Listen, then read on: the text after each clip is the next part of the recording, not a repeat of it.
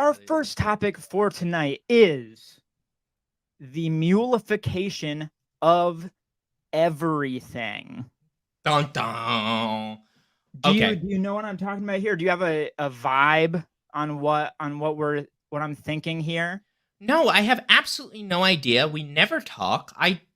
You just say things to me, and you happen to be on the same live stream all the time. You But just flow. It's what I appreciate about you. yeah, what are you talking about? What has So, inspired you? here's what I'm talking about. Actually, I'm going to change this tab. I'm going to start on the more recognizable one here. Right here is what I'm talking about. So what we have on screen right here is a pair of Balenciaga Speed Trainers, the famous sock shoes, right? Yes, Except they have gotten rid of the sock part, kind of the one selling element of these that made them stand out. They have lopped off the back at a 45-degree angle, and just left them as a backless mule slip-on. that's dumb. And this Uh, ain't the only thing, okay? I pulled up just a few examples of this. Balenciaga, that's not even all they're doing. Here are another silhouette from the brand. It looks like this is a lopped off like runner, I think is a silhouette, or maybe so. Okay, they're calling it the 3XL for whatever reason. okay, L'Avant, they're kind of like Osiris D3 ripoff Curbs skate sneakers. They've done the mm-hmm. same thing, lopped off the back at a 45-degree angle. Guess who else? Our favorite on the channel, Amiri. Mike Hustle Amiri, my Culture, favorite. Mike Amiri. They've got these like bone dunk ripoffs that they have lopped the back off of at a 45-degree Degree angle. angle. And I want to talk about it, okay? You know what it like looks like to me, and these have been for a while. Half Mhm. of these mules look like somebody is just stepping into a sneaker and wrecking it. Like they're just squishing down the heel. I Yeah. mean, that's what it looks like. It looks like somebody is just straight up wrecking their shoes. Um, and there are definitely a lot of cool ones. I think that Mhm. this whole mule phenomena Mhm. starts with Alessandro's Gucci. You know, Ooh, yep. the fur loafers Yeah, were the really print hot, down loafers. and I think everybody wanted to do a mule after that. And like the sneaker versions, those are the ones. So we got on screen. If you guys are unfamiliar, it's something like the classic Gucci horse bit Mhm. loafer, but it doesn't have a back, and it's like a brown fur on the inside. Yeah. And it was a hot sneak shoe when Alessandro took over Gucci. And I am thinking that it's responsible for the whole craze. But then But why do you think, because I understand that like dressy mules have been a thing for a long time. I think I agree that Gucci kind of popularized them in modern high fashion. But why do you think it's now become sneakers that they've been turning into mules? Because I think it's very um unintuitive almost. And that's kind of what fashion's about, right? Doing unintuitive, unexpected things. But the fact that it's been picked up on so heavily is honestly kind of like disconcerting to me. yeah, I'm disconcerted as well. Yes. I'm unnerved by it. I'm like, ugh, ugh. I mean, I think it's just like it's just like a like a marketing team going, sneakers sell a lot and mules do. We put them together. I, Right. I, there is a part of me that wants to think that maybe there is some like they're connecting some dot between like comfort and ease, and it's like, what's the most comfortable and easy thing to wear? A Hmm. sneaker mule. Right. um Right. and I think maybe it was New Balance. Somebody did do like one that I thought was kind of cool. I'll admit that. So They're we do have a theory here from Dylan. It's a strong theory. Have you considered that when you wear any of these shoes, you have the unique opportunity of saying, I just flew in from LA and boy, are my mules braying? no, I think that may be exactly why all these companies are making these. I think that's exactly it. that can't be it. I It actually, sounds like well, go ahead.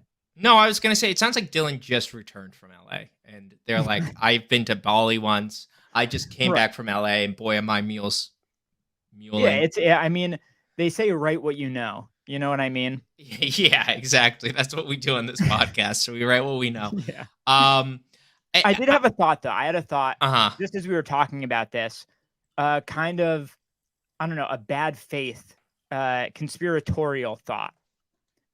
Is it possible that all of these are being made as a way to repurpose unsold stock? Oh my God, you're a genius, dude. You're a genius, Kilian. Hey, That I'm a genius. that must be it, because it's like all you have to do is take a shoe and cut the back of it off. Like, if you look at this, you legitimately, absolutely could make this out of an existing regular curb sneaker. You just lop it off and sew up the edges, and you're pretty much done, I feel like. I might be imagining this, but I feel like Margiela did a mule where it looks like it literally looks like somebody took a saw to the back of a shoe. That's not how you spell Margiela. Oh, it's close enough. I want to see them. It might be like those replicas? German army trainers. I don't. Well, let's see an edge. Let's see the edge of it, because like it literally had like a raw edge. The ones I'm thinking of, like the something like that. Yeah, I mean, I think we're getting the idea. Yeah. So we're scrolling. For anybody just listening, we're just looking at Google Images. Yeah. Of Margiela. Something I did want to show off. Yes. And if my mic is being weird, sorry. But something I did wanted to say was, so I'm showing off my pair of our legacy mules. Oh, I love these. I love these shoes. These are the only shoe that I've ever bought, like at retail price. And they're like my go-to summer shoe. I love this. Really? Yeah. So I'll say my experience with mules, I had one pair of like Suicoke mules that I sold because I think I'm just like not a mule person. I don't understand the physics of how they stay on your feet. At this point, I have one pair of like Birkenstock Boston mules.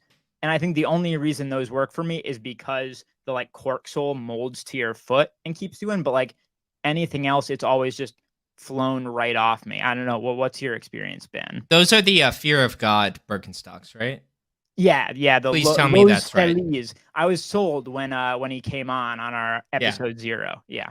Yeah, episode 0. That's a deep cut for anybody listening. Mm-hmm.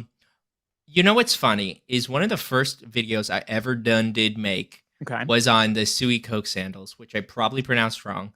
And one of the things that I wanted to say about them was it's almost impossible to wear them with socks. You know, I wanted to look like a German tourist and wear sandals with socks, but they're just flying off. But I think what I realized, and now follow me, everyone, follow me. The way, and I'm giving away foot shots for free right now. Yeah. The way that you walk in them is as you're like turning your foot up, you curl your toes. You grip on, and that is the technique. So I understand that not everything in fashion needs to be hyper wearable, but that just seems like too much work. All right. It sounds like you're lazy. It sounds like you're lazy as heck. I can't say anything and more. If you couldn't hear anyone who couldn't hear Christian when he was leaning away, he was saying that the trick with mules is to curl the top of your toes, and that's what I can't hang with.